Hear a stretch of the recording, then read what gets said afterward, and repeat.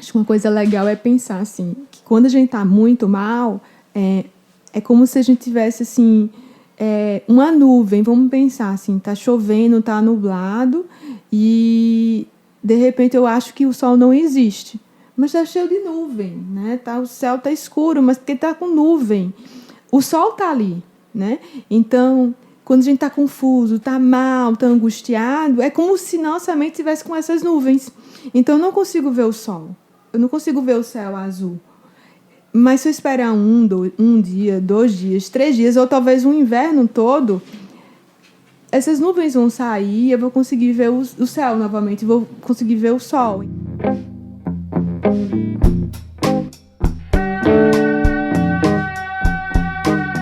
Seres de todos os reinos, bem-vindos a esse assim chamado ano de 2019, meramente nomeado por nosso calendário gregoriano, que faz muito sentido para uns e absolutamente nenhum para outros. Vida nova por aí? Agora vai? 2019 vai ser o seu ano? Por aqui não esperamos tanto assim. É vida que segue.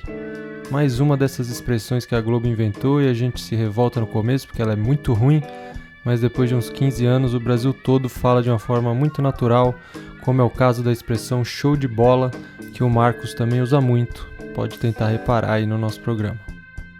Pois bem, chegamos ao 5º episódio e o tema é urgente para que a gente possa reestabelecer as conexões perdidas durante esse turbulento e traumático período das eleições passadas, como reconhecer o outro em seu lugar e ter conversas mais genuínas. A nossa convidada se empolgou tanto quando a gente a convidou que ela resolveu dormir em casa um dia antes da gravação para já acordar no clima. É mentira, ela dorme aqui sempre. O nome dela é Kaline Vieira e em instantes eu faço a apresentação que ela merece. Antes disso, eu só queria convocar você, ouvinte assídua ou assíduo ou assídue deste podcast, que chegue mais para perto da gente. Acompanhe o Coemergência no Instagram, no Facebook, no Twitter, no Spotify, escreve pra gente, mande dúvidas, sugestões de pauta, críticas, cartões de Natal virtuais, correntes, fake news e o que mais você quiser mandar. Chega junto! Se não tiver presente em nenhuma dessas redes, também é só mandar um e-mail em paracoemergencia@gmail.com. E caso a vontade seja de elogiar, aí a gente pede que você se contenha, porque a gente não está pronto para isso e todos aqui lidam muito mal com elogios, ficam orgulhosos, então segure sua onda, por favor. Bora falar dela então, nossa entrevistada de hoje, natural de João Pessoa, ela está morando em São Paulo, onde finalizou um mestrado em comunicação e se dedicou a treinamentos em comunicação não violenta, a uma formação em coaching ontológico e agora ela está se formando em filosofia clínica, tipo MacGyver. É nesse tipo de coisa que ela se interessa. Compreender o que nos conecta, o que nos une, o que nos distancia e o que nos separa. Enfim, como nos comunicamos. Somado a tudo isso, ela também vem trilhando um percurso de autoconhecimento e observação da mente, tanto por práticas formais de meditação quanto por práticas informais. Senhoras e senhores, com vocês, o 5º episódio do Coemergência com a nossa querida Kaline Vieira. Então, pessoal, esse aqui é o começo. Você que tá ouvindo no começo, é isso mesmo. Você que tá ouvindo. Apresentando então a mesa de hoje, Alisson Granja. Bom dia, Alisson. Bom dia, Dani. Você tá bem? Mais ou menos. Marcos Teles. Bom dia. Ana Boeiro. Bom dia, Dani. Bom dia, pessoal. Bom dia. Eu sou Daniel Cunha e conosco Kaline Vieira. Muito bom dia. Bom dia. E nos nossos corações, Manuela Laranjeira. Sim, sim. Bom dia, Manuela e todos os seres. Kaline, naquela conversa que você fez com a gente, você propôs esse conceito de uma conversa genuína. E muita gente veio, então muitos de nós estávamos interessados em ter conversas genuínas. Acho que um jeito legal de começar seria você dizer pra gente qual é a ideia por trás desse conceito. E bom dia. Bom dia. Bom dia. Então, Marcos, a ideia de tentar colocar esse adjetivo aí, genuína, é uma tentativa de colocar uma qualidade nessa conversa, né? Separar um pouco essa ideia dessa conversa cotidiana que a gente tem E naquele momento eu tentei assim distinguir, mas uma distinção talvez até arbitrária, mas só numa tentativa de deixar mais claro o que seria essa conversa genuína, né? Então, a gente poderia pensar que tem pelo menos aí 4, 5 tipos de conversa. Entre elas, a gente pode pensar uma conversa que seria discussão, onde as pessoas envolvidas nesse diálogo estão tentando colocar sua opinião sobre a opinião do outro e chegarem, de repente, a um consenso. Então, elas estão discutindo um tema, trocando uma série de informações ali. Não necessariamente a discussão precisa ser algo chato, tenso, apesar de muitas vezes ser, mas o ponto aí é que as pessoas elas não estão ouvindo o outro e se colocando no lugar do outro, entendendo o que está acontecendo no mundo interno do outro. Essa distinção também vai surgir quando a gente pensar na ideia de debate, onde as pessoas estão disputando para ver quem tem razão. Então, nas discussões, o que a gente vive, por exemplo, nas redes sociais. Então, existe aí um debate de ideias, uma disputa de ideias. E, mais uma vez, não há o interesse de saber de onde o outro fala, qual é o lugar do outro, se colocar no lugar do outro. Tem a palestra, que poderia ser, se a gente estivesse aqui, por exemplo, num podcast, e a proposta fosse só eu falar, né? Então, mesmo que eu fale mais que vocês hoje, a gente está pensando que a gente vai fazer a voz circular, né? Então, na palestra, uma voz só tem a vez, e um fala e vários escutam. Essa, na verdade, é um pouco a ideia de hoje, viu, Kaline? A gente não te falou antes, pautou, mas hoje é palestra. Se você quiser ficar só no... Maravilha, eu adoro palestra. Outra variação ainda, né? A palestra que a pessoa fica sabendo na hora. Ai, como é que faz, né? Eu pensei que hoje a gente iria para essa categoria que eu vou falar agora, que é a conversa fiada. Eu cheguei com essa intenção aqui. Vamos para uma conversa fiada. E aí, o que seria essa conversa fiada, né? É aquela conversa despretensiosa, que a gente fica conversando, como a gente pode se colocar aqui nesse lugar, e a gente não tem o objetivo de chegar a um lugar comum. O debate, a gente tem... uma das pessoas, ou as pessoas envolvidas estão com interesse de uma delas de ganhar, né? Aliás, todo mundo está interessado em ganhar, mas uma ganha. Pelo menos supostamente. Na discussão, a gente está tentando encontrar um meio termo, né? Então, a gente também tem um lugar a chegar nessa discussão. Na palestra também. E na conversa fiada, não. A gente não precisa chegar em lugar nenhum. A gente só está fazendo as ideias circularem.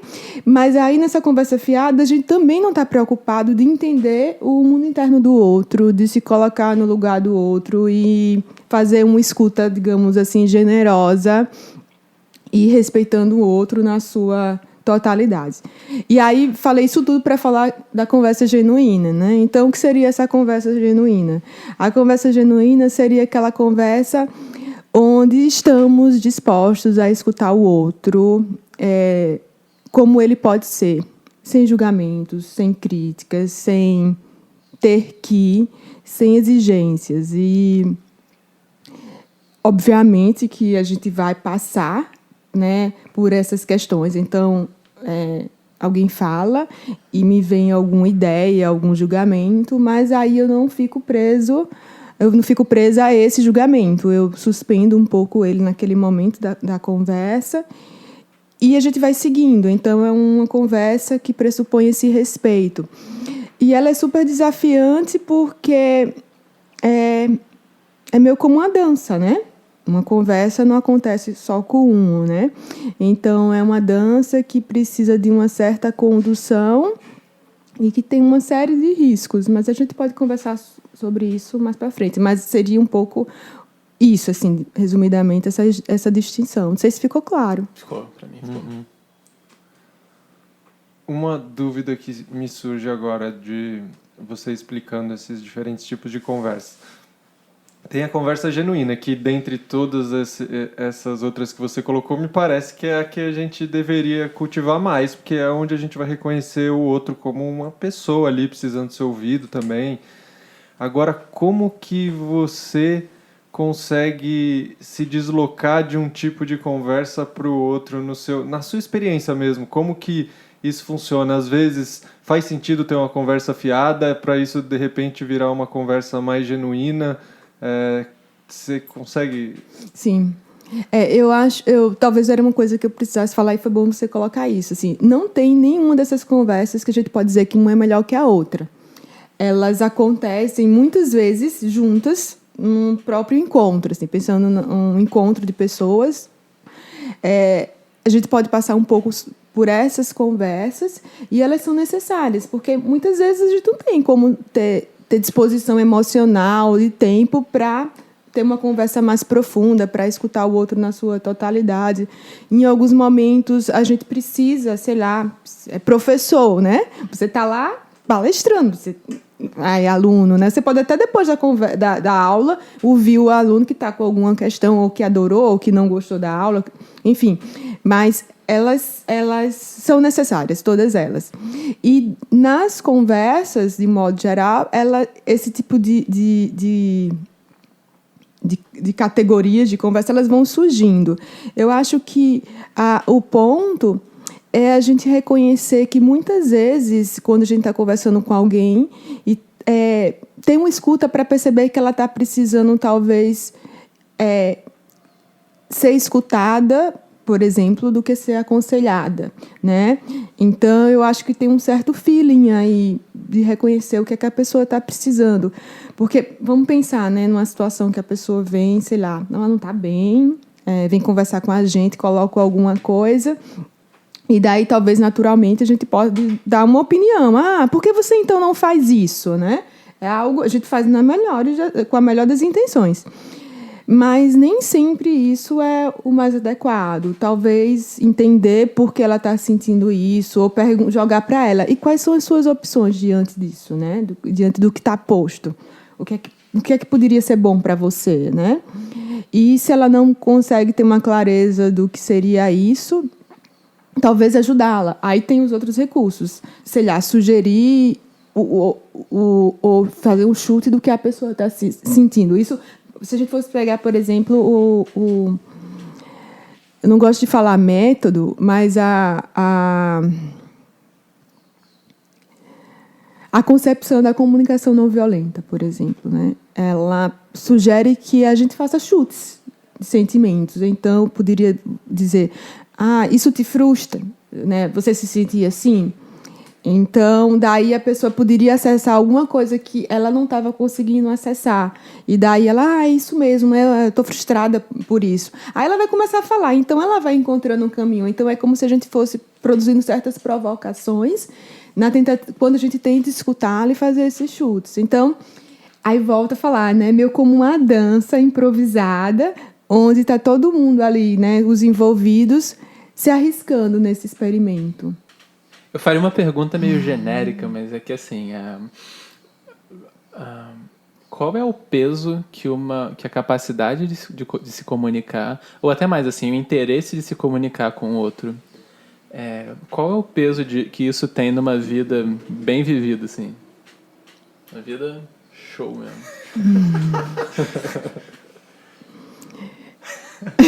Nossa! Uma vida show. Tipo, porque se for bom, eu vou investir nisso agora, né? Eu acho que uma forma de responder a isso é talvez a gente imaginar o que acontece, e aí pensando um pouco novamente no nosso encontro de maio, né, sobre conversas genuínas, o que é que me acontece quando eu me sinto escutado, né? O que é que me acontece quando eu escuto verdadeiramente o outro, né? E aí eu acho que isso vai ser a resposta do que você perguntou, né? Então, porque eu posso falar aqui, sei lá, como a gente poderia se sentir. E daí pode parecer meio abstrato, mas se a gente parar agora, né, de repente, a gente, quem está escutando a gente também, parar e lembrar. Nossa, eu estava com uma situação X e daí quando eu conversei com uma pessoa e eu me senti escutada, o que é que eu senti, né? Como é que eu fiquei nesse momento? E o inverso, né? Quando chegou alguém com a demanda e eu escutei essa pessoa verdadeiramente, né? O que é que aconteceu? E pensar o oposto, né? Quando eu estava precisando falar, seja porque eu estava empolgada, alegre, seja porque eu estava triste, e eu senti que a pessoa me julgou, né? Que ela me criticou. O que é que eu senti nesse momento? E quando vem uma pessoa empolgadinha ou tristinha conversar comigo e eu julguei, né? O que é que aconteceu naquele momento, né?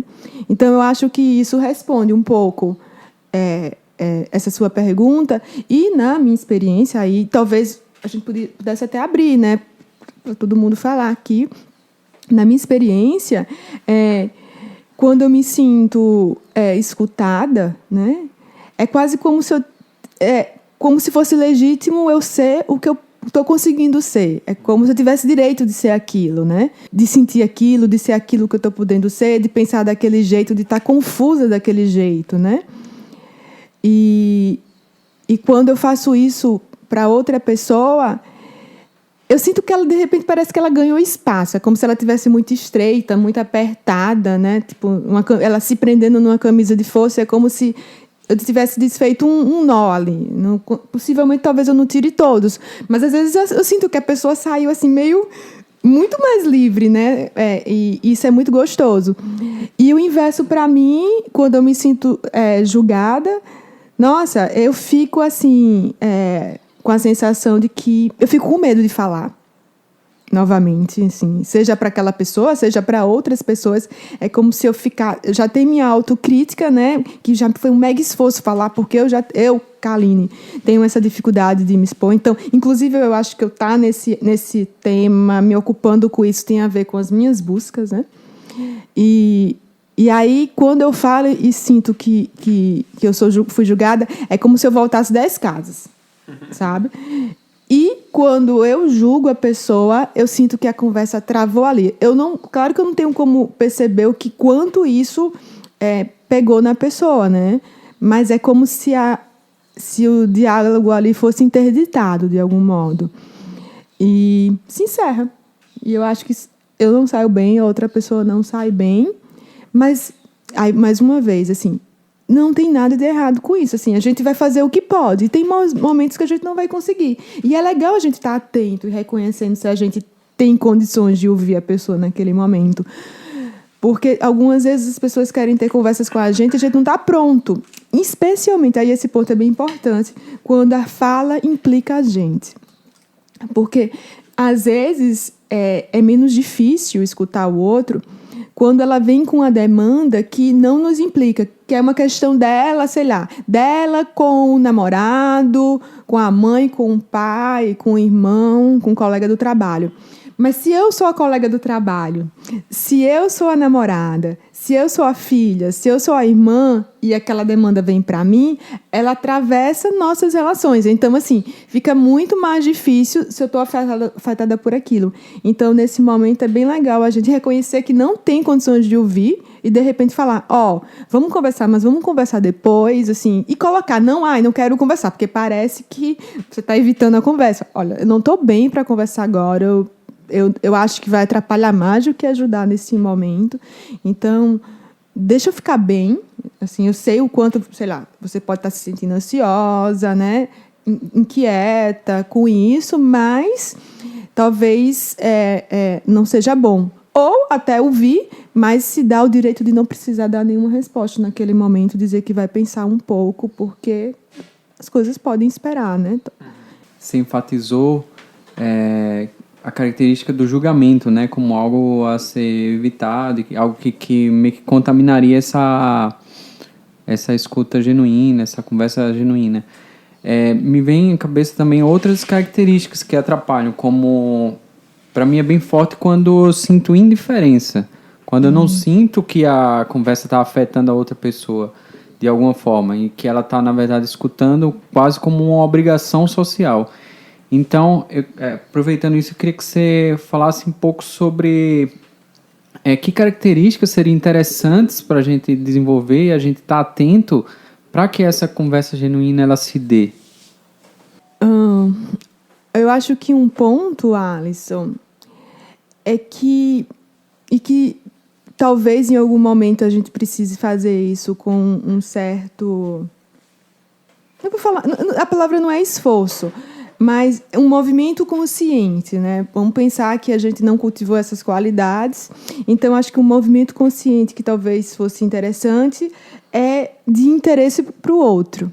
Então, quando você fala essa palavra de ser indiferente, eu estou supondo que a pessoa não estava interessada, né? Então, se eu sou indiferente para o outro, o outro, através das interpretações que ele pode ter em relação ao que está acontecendo, de experiências anteriores, ele pode supor que eu não estou interessada, né, na conversa. E aí a gente precisa cultivar esse interesse, né, com uma certa curiosidade pelo outro. Então, eu acho que um elemento interessante nisso é a curiosidade, meu como a curiosidade da criança, que está interessado pelo que o outro está sentindo, pelo que o outro está falando, e especialmente sem ficar pressupondo o que a outra pessoa está falando. Assim. Ela disse alguma coisa e aí eu não preciso usar meus referenciais para traduzir a experiência. Se aquilo não está claro, eu pergunto para ela, né? Mas o que é que você quer dizer com isso? Tá, foi bom por quê? Foi ruim por quê, né? E eu acho que naturalmente isso vai transparecendo para o outro que a gente está interessado, né? E ele vai se abrindo, vai vendo que tem sentido aquela conversa e vai se sentindo acolhido. Especialmente quando, novamente, essas perguntas, elas não estão ali para avaliar a pessoa, para julgar a pessoa, mas, de fato, porque a gente está interessado no outro, né? Te respondeu? Seria algo como preservar o espaço para que o outro possa surgir exatamente como ele está naquele momento. Isso. E pensando nesse aspecto do desinteresse, é demonstrar que há esse espaço, né? E aí é como se fosse, tem espaço, entra um pouco mais, deixa eu abrir aqui a porta. Aí deixa eu abrir mais. A pessoa vai percebendo que há espaço e que há interesse de verdade. Que eu gostei que você falou de quando alguém está ouvindo a gente, é como se a gente estivesse tendo permissão para existir do jeito que a gente é, né? De como a gente se sente bem com isso. E na verdade, é quando o outro... A gente parece que para dar esse espaço para o outro, como se a gente tivesse que fazer alguma coisa especial, mas na verdade é simplesmente estar lá e ouvir, né? Tipo, não tenho que fazer nada. Dentro da conversa genuína, eu não tenho nenhuma ação que eu tenha que tomar, eu não tenho nada inteligente para dizer, eu não tenho que criar nada de artificial, eu simplesmente tenho que estar lá, inteiro lá. E isso já traz faz com que a pessoa se sinta bem e ganhe espaço, né? Então, isso é muito bom. Eu também percebo isso na experiência de estar conversando com alguém e sentir que essa pessoa está ouvindo e é como se está resolvido, não precisa de mais nada, assim. É engraçado porque às vezes a gente não faz nada, nem precisa falar, né? Mas só eu acho que o olhar, essa percepção da atenção que o outro tem, né? Olha, estou atento. E o outro tem espaço para falar. À medida que o outro fala, é como se ele fosse se reconhecendo nesse falar, ele fosse compreendendo o que se passa com ele. E aí ele sai, putz, adorei essa conversa, foi maravilhosa. A gente não abriu a boca, né? E na verdade, e mesmo que a gente fale, e aí o ponto que aí é o mais incrível, é que quando a gente fala, e essa fala sem julgamento, é uma fala que muito mais está interessado e especialmente está traduzindo o que o outro fala, né? Como se fosse uma espécie de tradução. Ah, então você me falou isso, quer dizer que você está sentindo tal coisa? Ah, tá, então foi quando isso aconteceu que você fez isso e se sentiu assim. É como se a gente, de alguma maneira, organizasse o pensamento do outro. E isso, assim, não é uma coisa que a gente faz, assim, com uma intenção, racionalizando esse processo.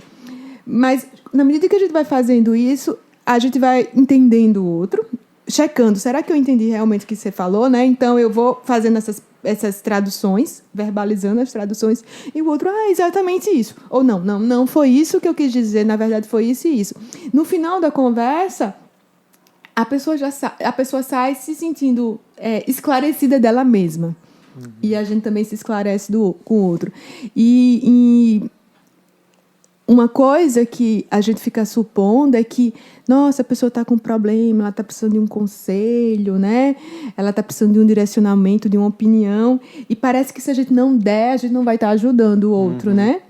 E talvez seja porque a gente não experimenta não falar. Porque, assim, não aconselhar, não opinar, não direcionar o outro é bem mais potente do que fazer determinadas coisas. Obviamente que tem contextos que, de fato, a gente vai precisar dar opinião ou a gente vai precisar fazer. A pessoa vem pedir algo para a gente, então a gente vai precisar fazer, né, algo. Mas, muitas vezes, nessa conversa, a pessoa vai encontrando o seu caminho. Então, ela vai tendo autonomia para a tomada de decisões dela. Aproveitando, vou falar lá da experiência lá no CVV, né, no Centro de Valorização da Vida. Cada tipo de conversa, cada espaço de conversa tem, digamos assim, seus pré-requisitos, seus direcionamentos, a forma que deve ser feita. Lá no CVV tem orientações. Então, uma das orientações é não aconselhar, não direcionar, não opinar, não interferir, nada. Então, assim, lá, inclusive, a gente é aconselhado até nem perguntar, né, para as pessoas. E aí, a gente fica pensando como é que a gente vai ajudar alguém que está pensando em se matar, né? E ela está muito confusa, e como a gente ajuda sem falar nada, sem dar, entre aspas, uma palavra, né? E a gente ajuda escutando, né? E, mais uma vez, na medida que ela fala e ela sente que é escutada, ela vai conseguindo trazer para a gente, né, para quem está ouvindo, para quem está escutando, o que se passa com ela. E, na medida que ela explica para a gente o que se passa com ela, e a gente vai o quê? Traduzir aquilo em sentimentos, traduzir aquilo em emoções, acolhendo aquilo que ela está sentindo, ela vai se esclarecendo e ela tem aquilo que ela precisa, que é ser aceita e ser esclarecida por ela mesma. Então, é um processo que só passa por aí. Não precisa de mais coisa. No meu caso, e olha como isso é incrível, que foi uma experiência bem interessante, que eu faço por chat. Então, é por escrito, né? Então, eu nem escuto a voz da pessoa, a pessoa não escuta a minha voz, não é presencial, e é essa conversa que é feita no chat do CVV. E teve coisas lindíssimas, assim. Pessoas, assim, teve experiências fantásticas e que me tocam, que me atravessam, que me emocionam e que, deixa a pessoa também muito bem. Tem algumas vezes que não, enfim. É um encontro, a conversa é um encontro. Às vezes é um bom encontro, às vezes o encontro sai meio torto. Como a dança, né? Às vezes a gente consegue fazer a dança fluir, ser legal, e às vezes não, ficam pisando no pé do outro, né? Mas é possível ser uma coisa legal. É maluco porque na nossa sociedade a gente costuma terceirizar esse lugar da escuta, né? Como se a gente precisasse pagar um profissional, pagar uma terapia em que vai ter alguém para fazer isso, dedicado exclusivamente para fazer isso. Mas justamente por ser uma posição... É tão natural, né? Algo que a gente não precisa... A gente só precisa estar presente, a gente não precisa fazer nada. Então, a gente poderia ter muito mais isso, trocar entre as pessoas, né? De não depender de um momento específico, um dia da semana, às 7 horas da noite, na quarta-feira, que alguém vai estar lá para me ouvir, quando, na verdade, a gente está cercado pelas pessoas e a gente poderia estar fazendo isso muito mais, né? E não dependendo. E seria muito mais saudável se a gente pudesse fazer isso. Você concorda? Eu concordo. Eu concordo, sim. Não, super interessante essa sua colocação, Dani. Assim, e eu concordo, sem tirar todo o mérito e a importância dos profissionais de escuta. Eles estão ali, né? Eles estudaram, se capacitaram, têm um ouvido, assim, digamos, afinado para ouvir o outro.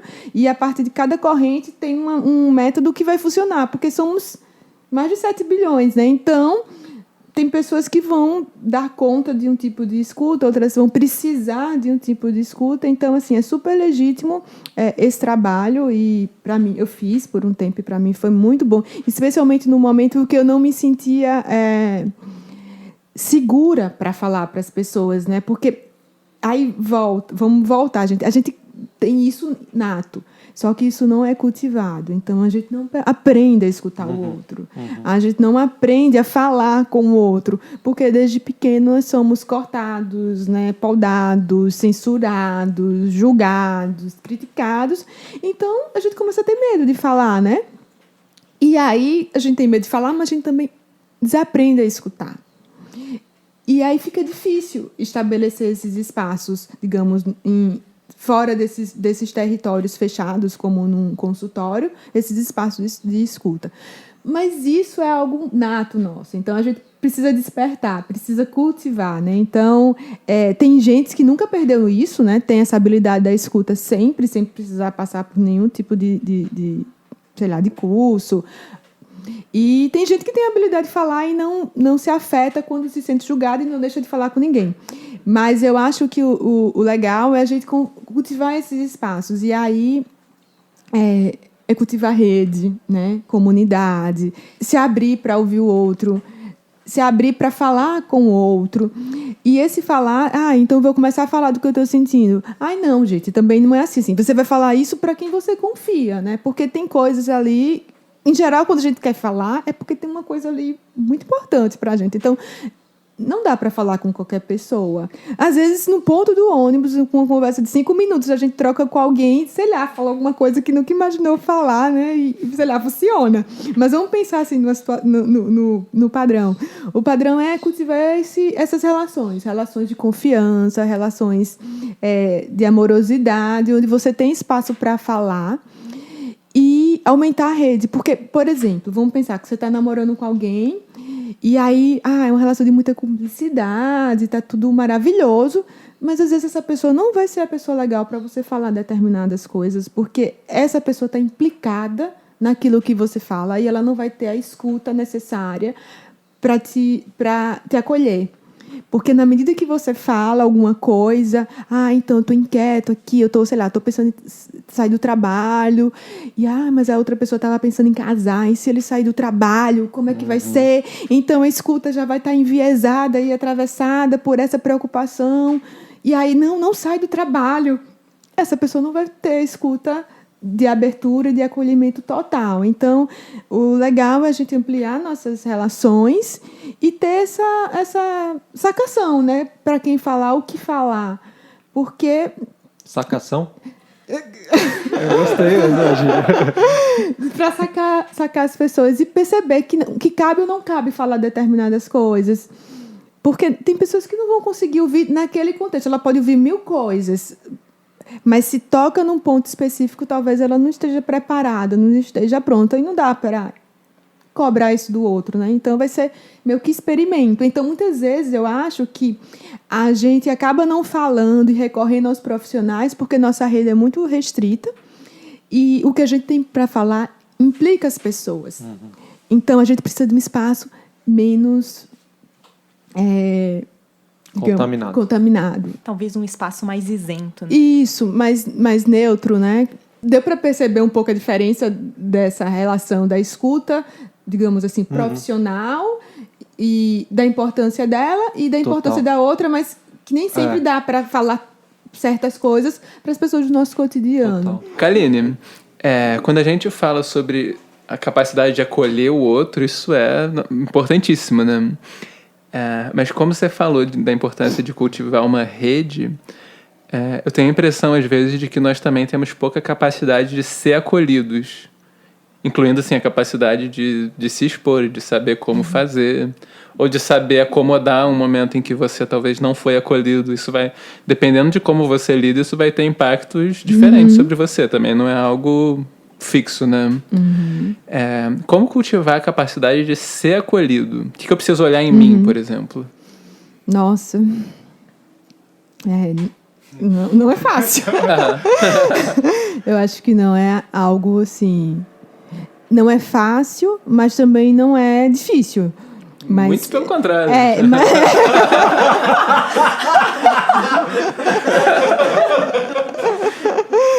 Eu acho que já respondeu. Vamos passar para a próxima. Até porque, assim, pode não ser fácil, mas viver sem saber ser acolhido é mais difícil ainda, né? O ponto, assim, é que, assim, não é fácil, mas não é difícil. Exige uma disposição, né? Exige um certo movimento, né? E eu acho que o movimento principal disso é se vulnerabilizar. Né? E se vulnerabilizar é se colocar em risco, né? É se expor, né? E aí é preciso lidar com essa exposição, né? E para algumas pessoas isso pode ser mais difícil, para outras pessoas isso pode ser mais fácil. Mas eu acho que, voltando aos pontos, o cultivo de uma rede é algo que pode facilitar essa exposição, essa vulnerabilização. Eu acho que a importância das pequenas atitudes de vulnerabilidade. Então, você não precisa expor a sua coisa mais dramática, você pode ir experimentando coisas mais sutis, né? Que você daria conta, né, de falar e avançando, meio que e se testando, se permitindo se abrir nesse espaço. E eu acho que aí também, de uma maneira inversa, também escutar o outro e fazer o exercício do não julgamento, porque muitas vezes a gente tem dificuldade de se expor, de se vulnerabilizar por receio de ser julgado, né? E muitas vezes a gente pode ter receio de ser julgado porque a gente se julga muito, Nossa, né? Sim, Pelo auto-julgamento, né? E daí o exercício de suspender um pouco o julgamento que a gente tem do outro e do auto-julgamento, talvez isso vá dando uma certa brecha para que esses espaços de vulnerabilidade eles surjam, né? E aí eu acho que esses exercícios de autocompaixão são bem legais para isso. No podcast que a gente gravou com Isabela e Natália, né? As meninas contaram da Pema Chodron. E naquele livro, Onde Tudo Se Desfaz, ela traz uma série de exercícios, né, de compaixão. E um deles, ela fala desse abraço, dessa acolhida com nós mesmos, né? Então, se eu estou sentindo, sei lá, raiva nesse momento e eu estou mal com essa minha raiva, eu posso abraçar a minha raiva. E aí, esse abraçar a raiva não é ficar cultivando a raiva, é acolhê-la, né? E na medida que a gente acolhe, ela se acomoda na gente. Eu gosto muito de pensar nisso como... Vamos pensar uma criança que ficou com raiva porque o time do futebol dela perdeu o jogo e... Meu sobrinho passou por isso. Esses dias, o time dele foi jogar numa outra escola e eles perderam de 8-0. Foi pior do que 7-1. Foi pior do que o 7-1. E aí a tia dele contou pro Brasil inteiro ver o que é. Arthur, lida com isso. Eu vou ter que acolher daqui a pouco. Aí, assim, ele não foi raiva no caso dele, minha irmã contou, mas ele ficou triste, mas digamos, vamos pensar a raiva, né? E aí, o que você faria com essa criança, né? Você ia falar, para de ter raiva, é um absurdo você ter raiva, porque você não jogou bem, porque o time não sei o quê. E começar, você não ia fazer isso com uma criança. Ou, bem, supostamente, não parece ser a atitude mais adequada para uma criança. O que você ia fazer com ela? Você ia acolher. O que é acolher uma criança? Senta aqui no meu colo, deixa eu te dar um abraço, a gente fica ali juntinho um pouco. No máximo, tudo bem, eu entendo, é chato mesmo, né? É chato perder. Nossa, você ficou com vergonha, né? E é isso que a gente precisa fazer com a gente. E às vezes é difícil. E para mim, um bom exercício para mim é... Eu coloco essas pessoas. Aí eu pego uma criança que eu amo. Aí eu coloco o meu sobrinho nesse lugar, que é o meu lugar. Eu me projeto nele. E o que é que eu faria com ele? Aí eu tento fazer comigo, sabe? E aí é tipo um autoabraço mesmo. E quando a gente faz isso, a gente super entende o outro chateado. A gente entende o outro com raiva. E a gente começa a entender a nossa raiva e a nossa chateação. E ao invés disso ampliar, que é o mais mágico disso tudo, ao invés disso ampliar a raiva, eu estou ali alimentando, ou a chateação, não, é como se ela tivesse um espaço para ela se encaixar no nosso corpo. Eu estou usando isso, assim, metaforicamente. Ela se encaixa no nosso corpo, se acomoda e deixa de doer, como se fosse uma ferida que cicatrizou. Ela ficou ali com uma marquinha, mas ela não dói mais. E quando a gente não acolhe, é como se ela estivesse ali inflamada, pulsando, incomodando. E eu acho que esse exercício é bem legal. E eu acho que é esse exercício que a gente precisa fazer com a gente mesmo, fazer com o outro. E, naturalmente, a gente vai confiando que a gente pode ser acolhido, que a gente pode ser aceito, que a gente pode não ser julgado, né? Então, em comum nesses processos é meio que reconhecer que aquilo existe, deixar aquilo existir.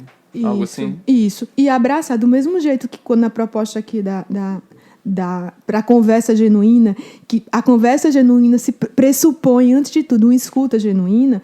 Então, nessa escuta genuína, a gente vai escutar o outro e deixando ele ser aquilo que ele pode ser, acolhendo os traços super legais que a gente aprova, que a gente concorda, que a gente valoriza, e acolhendo aquilo também que a gente não acha tão legal, mas é o que o outro pode ser. Então, fazer isso com a gente mesmo, fazer isso com o outro, né? E isso, mais uma vez, é um exercício especialmente de suspender nossos julgamentos e não achar que a gente é dono da verdade, que a gente sabe como as coisas deveriam ser. Tipo assim, como deveria ser? Não sei. Como é que deveria? Como é para você, né? Apenas. Por exemplo, em brigas de casal é muito comum que seja difícil as pessoas colocarem isso em prática por elas terem uma direção muito clara em mente de como as coisas deveriam acontecer, né?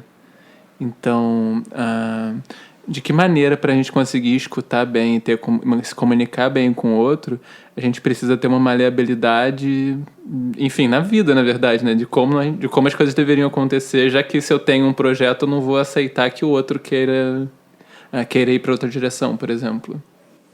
Sim. E quando a gente pensa, né, numa relação de casal, ou uma relação de trabalho, entre amigos, a gente está pressupondo aí um norte específico, né? E daí, muitas vezes, a gente tem até a clareza do norte que a gente quer. Vamos pensar assim, num casal, e combinou de ir para a praia nesse final de semana. Vamos para Santos, aqui em São Paulo, vamos para Santos. Então, tem um objetivo em comum ali. Mas a forma que cada um vai para Santos é diferente. Então, as estratégias que cada um vai usar para ir para Santos é diferente. Talvez um prefira de carro, o outro prefira de ônibus. E se a gente não conversa, no dia de ir para a praia, um comprou a passagem de ônibus e o outro, né, chegou de carro.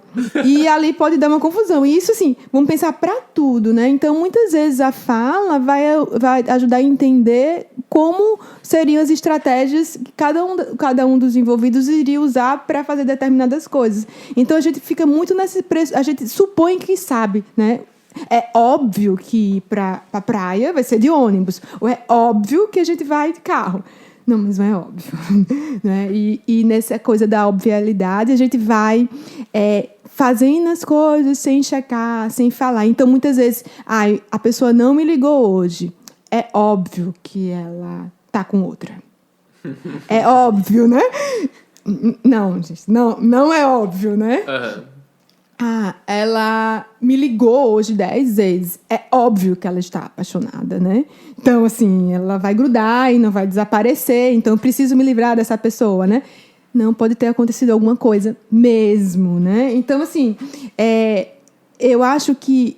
eu não sei se eu já falei sobre isso, mas esse lugar do não saber, né? Então, a gente precisa cultivar esse não saber e o checar com o outro, né? E ao mesmo tempo, se colocar nessa abertura de falar o que está sentindo. Então, assim, olha, eu tô meio preocupada porque você não me ligou hoje. Enfim, se vulnerabilizar. Mas muitas vezes a gente fica meio que sustentando a coisa, e quando sai de um jeito bem torto, né? A gente segura demais e sai torto. É que o não saber, especialmente no casal, é que é muito difícil porque a gente tem a impressão de que a gente sabe tudo, né? Conhece muito bem a pessoa, então já sabe prever as ações que ela vai tomar. E sabe, além da relação com a pessoa, pelos outros relacionamentos. Porque no outro relacionamento que eu tive, quando virava para a direita, significava não. Quando virava para a esquerda, era sim, né? Mas não necessariamente, né? Então, a gente vai com esses pressupostos, vai seguindo isso para tudo, né? Então, a gente precisa... e na escuta com o outro, por isso as perguntas, é que quando a pessoa fala que determinada coisa aconteceu, a gente começa a pressupor. Então, você ficou triste. Não, a gente não sabe. Aí tem que perguntar assim, mas o que é que você sentiu? Porque eu posso pressupor que, pelas minhas experiências, pelo que eu já ouvi, que a pessoa ficaria triste nessa situação. Mas não, ela ficou com raiva, ou não. Tipo assim, perdeu o emprego. Putz, você tá triste. Não era tudo que eu queria, eu não aguentava mais aquele emprego, né? Então, a gente não sabe de verdade o que acontece com o outro. A gente precisa perguntar. E essa escuta exige esse movimento. Que exige um movimento que é muito simples, né? Nossa, não saber é tão mais fácil do que saber, né? Se a gente for pensar... Partindo do fato que a gente, o grupo aqui, tem em comum essa conexão com a meditação, né? Como um exercício de familiarização com a própria mente. Queria ver como você vê essa relação da meditação com a conversa genuína, se é uma ferramenta útil para cultivar essa abertura, esse não julgamento que você coloca como ferramentas, como características para essa relação, para essa conversa.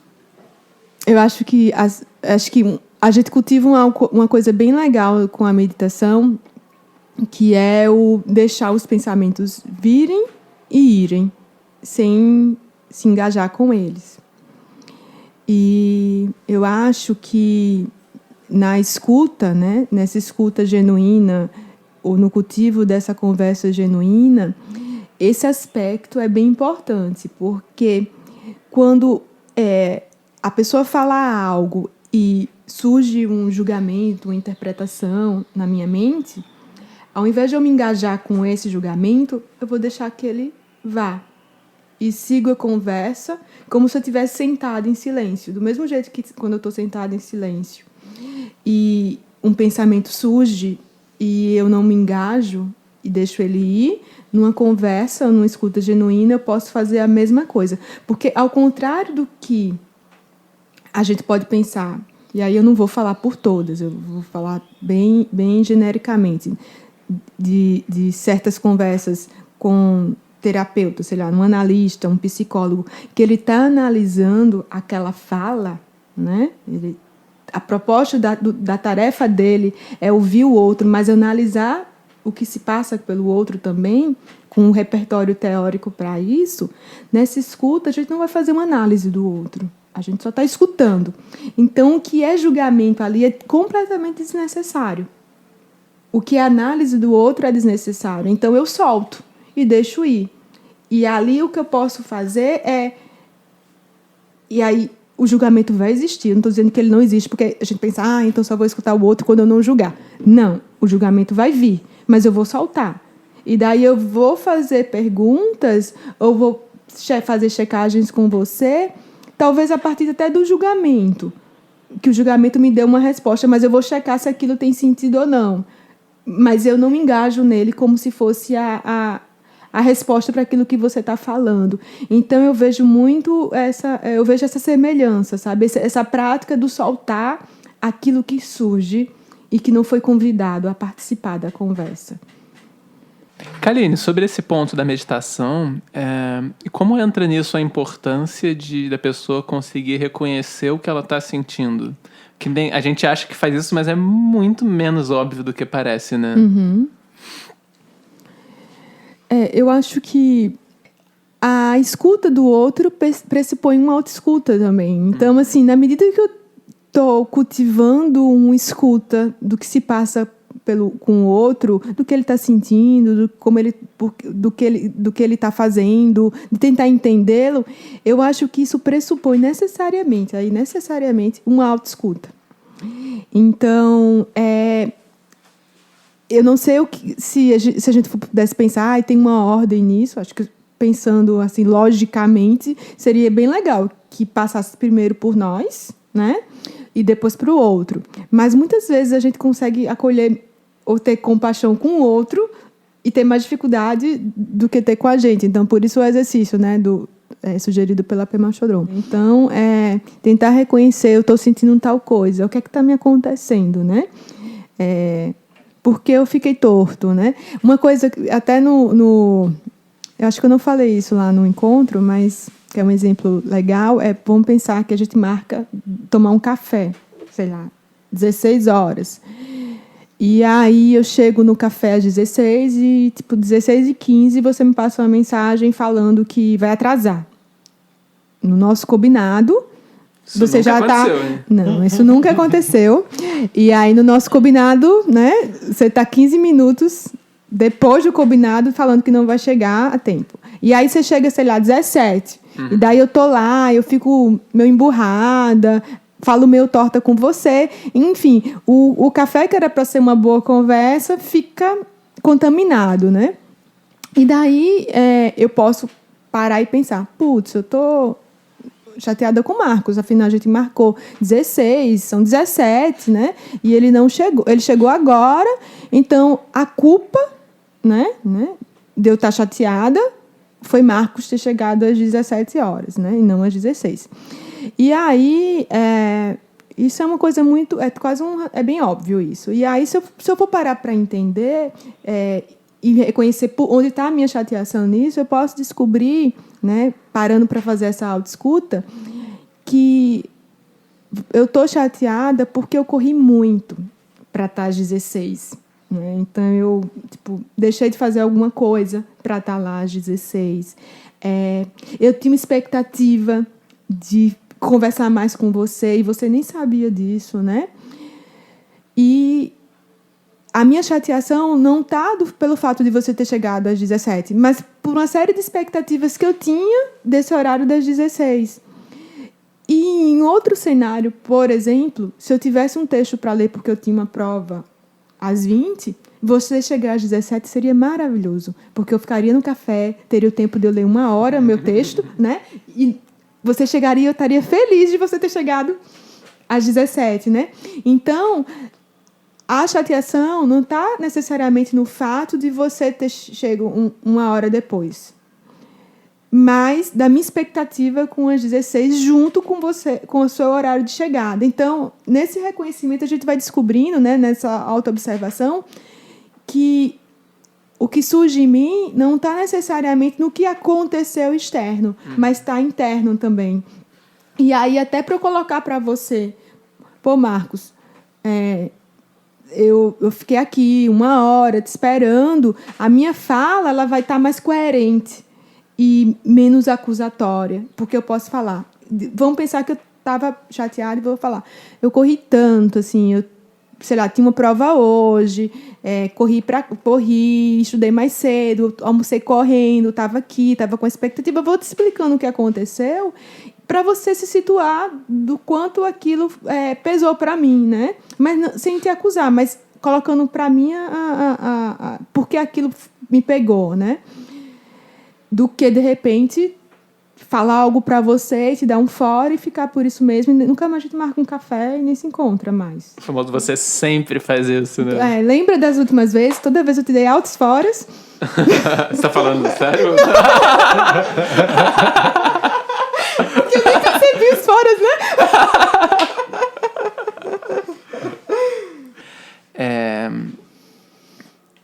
Parece que o sofrimento das pessoas, imagino eu até no momento em que a pessoa chega a cogitar um suicídio ou algo assim, em algum grau isso mostra, isso envolve uma sensação assim, de que o que ela está sentindo tem algo errado, de que o sofrimento dela é muito diferente dos outros. E isso parece envolver um pouco... Isso parece ser muito comum numa sociedade em que existe pouca escuta, né? E parece acontecer bastante que as pessoas acabam descobrindo que outras pessoas também sentem o que elas sentem. Isso acontece? Acontece, Marcos. Eu acho que, pelas pessoas que eu já conversei lá, eu acho que uma das coisas que elas mais sentem é rejeição. É como se elas não se sentissem acolhidas pelo que elas são e como se elas como se não fosse legítimo existir sentindo o que elas sentem. Nossa. É como se fosse inadequado uma existência que sente com o que elas sentem. Então, é uma existência onde você sofre e tem vontade de morrer, ela não tivesse razão de ser. Uhum. Eu não sei se eu estou conseguindo ser clara com isso, mas é como se pressupõe a vida, as pessoas, a sociedade, a cultura fala que a gente precisa ser feliz, né?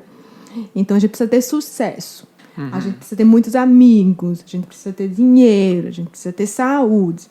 Então uma pessoa que se sente sem amigos, aí eu vou falar se sente porque às vezes tem, mas se sente, né? Tem gente que realmente não tem, mas vamos pensar. Se sente sem amigos, sem saúde, se sente sem grana. Começa a se sentir sem um monte de coisa, ela vai pensar, minha vida está errada, minha existência não é inadequada, então não tem por que viver. Então, é como se não coubesse no mundo uma pessoa assim.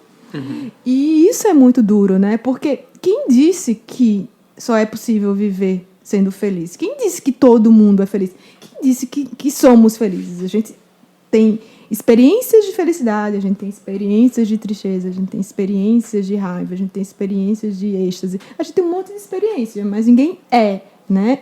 Só aquilo.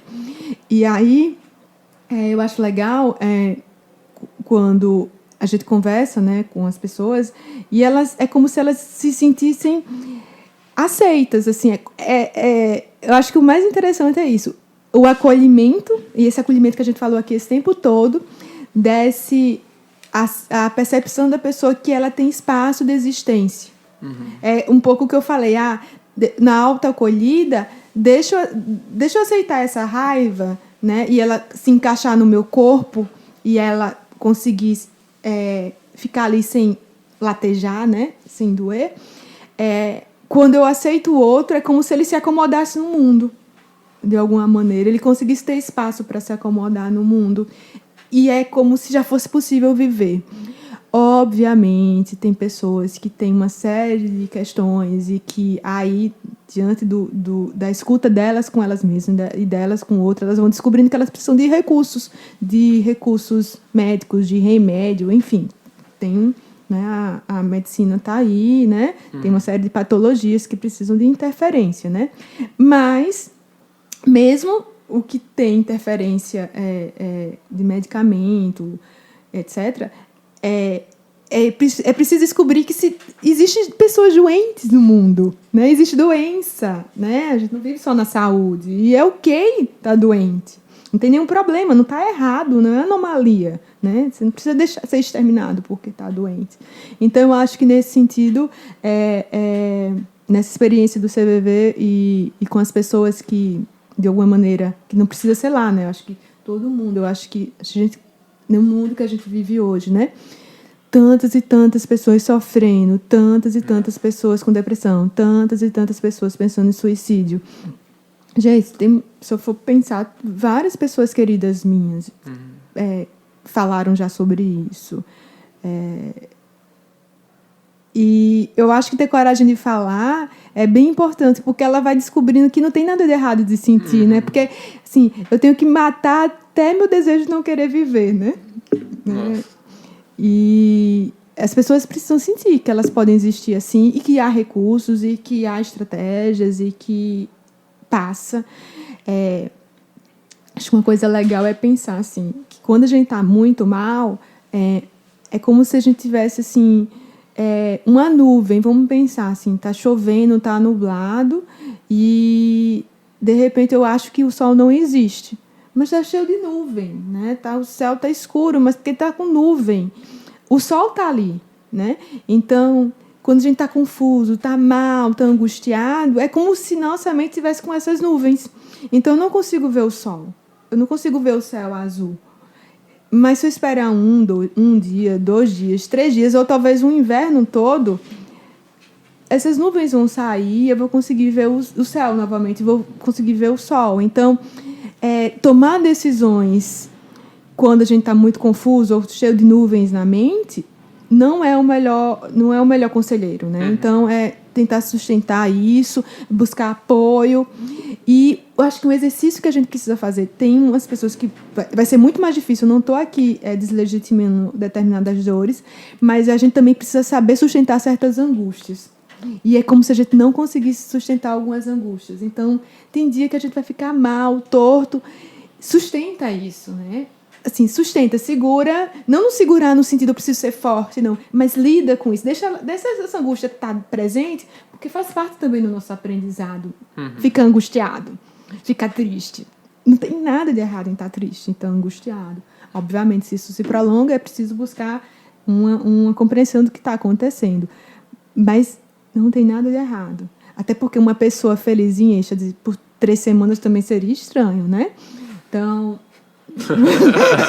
tem alguma coisa ali, apesar de ser bom, tem que entender. Porque, de repente, ela pode estar numa euforia que não é dentro de um equilíbrio legal, né? E pode fazer um monte de besteira. Inclusive, pessoas, por exemplo, com transtorno bipolar, elas têm mais riscos de cometer suicídio no momento da euforia do que no momento da depressão. Porque na euforia elas têm coragem. Nossa, Caramba. Então, é muito mais arriscado para elas cometerem o ato de suicídio quando elas estão no polo oposto, né? O polo que supõe-se que ela está bem. Então, são questões aí a pensar. A Manu, que não pôde estar presente aqui hoje, ela mandou uma pergunta sobre um tópico que a gente tem conversado bastante, sobre as consequências do isolamento das pessoas. Enfim, que não é o que acontece por uma culpa individual, mas que, em grande medida, pelo o modo que a gente vive, favorece que as pessoas acabem se isolando. Aí a gente estava falando de casos, por exemplo, em que as pessoas começam a se desconectar um pouco da realidade, começam a acreditar em conspirações e terraplanismo e virar lavetes, enfim. Quais são as consequências, na sua opinião, desse isolamento? Acho que a gente vive num momento que o isolamento ele faz parte da vida, né? Eu acho que nesses últimos anos, especialmente nesse último século, né, a gente começou a ter uma vida assim, ainda menos comunitária e muito mais individualizada, né? A gente tem os lugares, os ambientes de conexão com pessoas, né, de contato, aí vamos pensar no ônibus, no metrô, mas cada pessoa vive a sua vida, né? Então a gente compartilha espaços comuns, mas sem troca. É isso também nos edifícios, nos condomínios. Então, a gente vive uma vida isolada num ambiente com pessoas. Por outro lado, esse próprio isolamento, e eu acho que os recursos agora tecnológicos fazem com que a gente... Talvez, eu não vou precisar, esse termo assim, é um termo muito específico, teria que ter tempo para falar, mas é como se a gente vivesse um certo individualismo conectado, né? Então, assim, eu acho que antes a gente vivia num contexto, né? Vamos pensar antes das redes sociais, né? Antes dos anos 2000, eu penso nas redes, assim, depois dessa ideia da internet 2.0, né, onde a gente consegue compartilhar informação, porque até então a gente tinha, mas a gente não conseguia estar agrupado, né, como a gente vive, dessa experiência que a gente tem hoje. Então, a gente tinha ideias sobre o mundo, sobre as coisas, e muitas vezes a gente não tinha com quem compartilhar essas ideias. Então, eu acreditava ou gostava de determinadas coisas poderiam ser consideradas excêntricas, mas era só eu, né? Então, eu me senti isolada dentro dessas minhas convicções. Vamos pensar a ideia de terraplanismo, por exemplo. Até então, eu tinha isso como hipótese, né? Mesmo que eu já tivesse lido livros que falavam o contrário, mas só eu criticava essa ideia. E daí, com a internet, com os fóruns, com as redes sociais, eu descubro que tem outras pessoas que compartilham dessa mesma ideia. E aí a gente vai se conectando dentro desse isolamento. Aí por que isolamento, né? Porque eu me conecto com pessoas que pensam e raciocinam como eu, mas eu deixo de levar em consideração toda uma comunidade que refuta essas ideias. Então, eu posso estar conectado, né? Mas eu continuo isolado, porque eu só estou conectado com aqueles que pensam igual a mim, né? E aí eu não levo em consideração o que o outro fala, eu não escuto o outro. E aqui eu não estou nem colocando essa escuta genuína do que a gente tem conversado aqui. É escuta para entender os argumentos, os pressupostos, né? Então, eu posso, inclusive, estar isolada em comunidade, né? E eu acho que e isso pode ser muito bom, porque tinham pessoas que sofriam por estarem isoladas, né? Então, tem uma potência nessa possibilidade dessas pessoas se conectarem, mas tem um risco imenso da gente estar reforçando coisas que não são adequadas. Tem coisas que são menos perigosas mesmo que elas não sejam adequadas, mas elas não colocam ninguém em risco, né? Mas tem coisas que, de fato, colocam nosso mundo em risco, como, por exemplo, você desconsiderar a crise climática e o risco ambiental que a gente está vivendo. Então, se você se conecta com uma comunidade que começa a desconsiderar todo o problema ambiental que a gente vive, isso começa a ter força, inclusive um presidente, né, ganha as eleições acreditando nisso, né? E isso começa a interferir no nosso país, e como vivemos em rede, como isso começa a interferir no mundo todo, isso começa a ser perigoso. Sim. Então, essa relação de isolamento não diz respeito apenas um isolamento físico, né? Então, acho que é importante a gente reconhecer se a gente não está isolado em comunidade. Legal, né?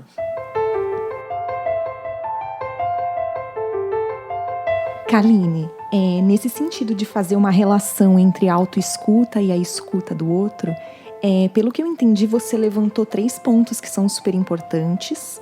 Um deles seria, digamos assim, cultivar uma curiosidade para entender o que surge internamente, já que isso não é tão óbvio quanto parece, e com isso afrouxar um pouco os pressupostos que a gente carrega de meio que ter muita convicção do que o outro está sentindo. Seria também se ver e ver os outros no contexto de uma humanidade compartilhada e aprender a se relacionar com a gente e com os outros de uma maneira mais gentil e menos autocrítica. Na prática, dia a dia, o que você sugere que a gente possa fazer para tentar cultivar esses 3 pontos e conseguir se relacionar com a gente e com os outros de uma forma mais autocompassiva, mais bondosa, cultivando conversas mais genuínas e que promovam a elevação das pessoas?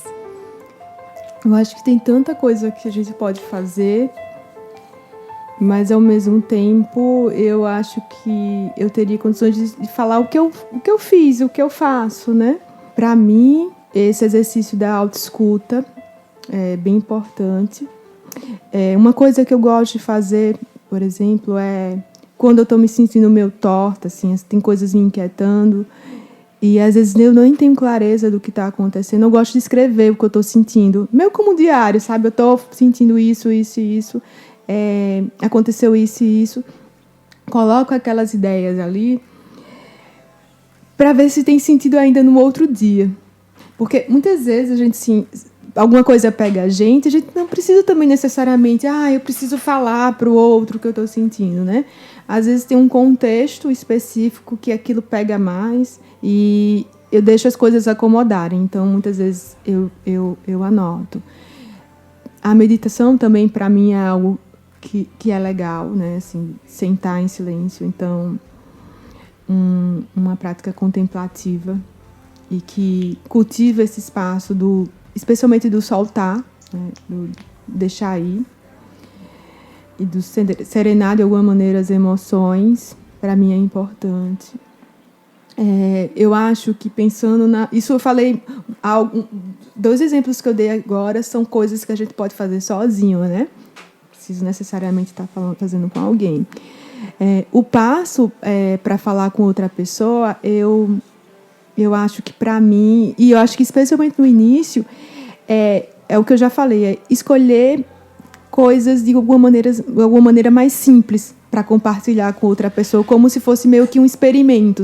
Deixa eu ver o que acontece se eu compartilhar tal questão com tal pessoa. Deixa eu ver o que acontece, né?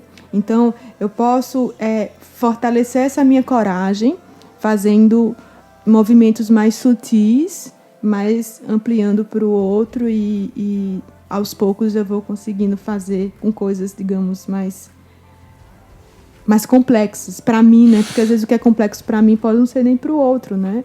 E eu acho que isso é legal. Eu acho que escutar o outro é super importante. A gente vê o quanto é mágico, estar disponível para um café, né? Se a pessoa não chegar atrasada, ou ela chegando também.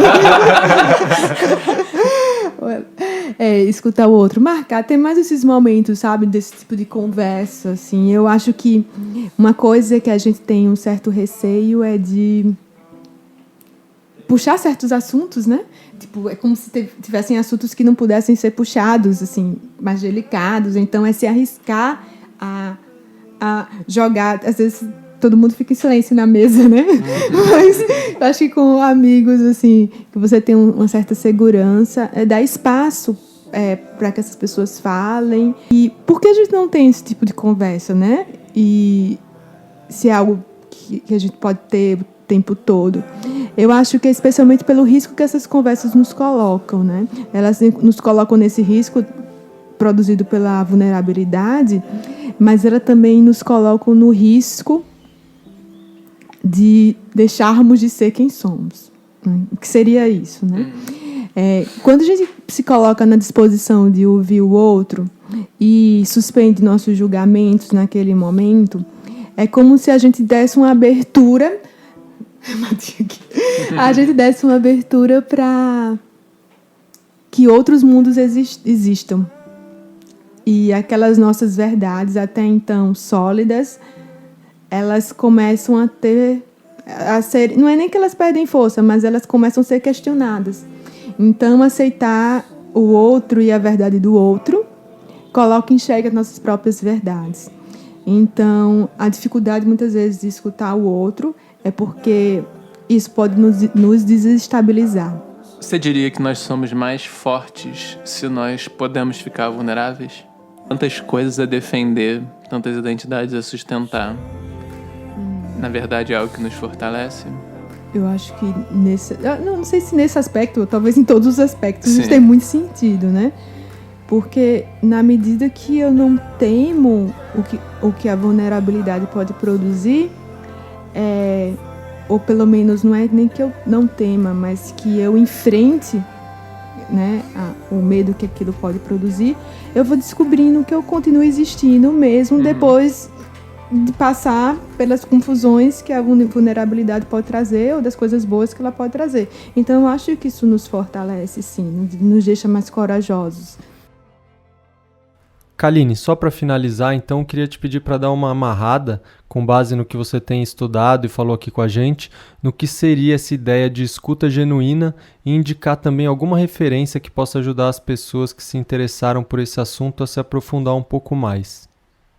Aí, gente, eu acho que uma coisa que se a gente fosse pensar numa estrutura ou numa disposição para essa escuta genuína, que produz essa conversa genuína, né? A gente poderia pensar que a gente precisava estar num movimento de abertura para o outro, e essa abertura para o outro é esse outro com o O maiúsculo, né? Que é o outro que é o diferente, que é aquilo que não é semelhante a mim. Então, eu teria que estar com essa abertura para o outro. Nesse momento, eu suspender minhas crenças e meus julgamentos e fazer um movimento de ter empatia pelo outro, então é me colocar no lugar dele, e de compaixão, no sentido de tentar me aproximar do mundo interno dele e desejar profundamente que ele se livre dos sofrimentos que ele pode estar sentindo e que eu quero que ele seja feliz.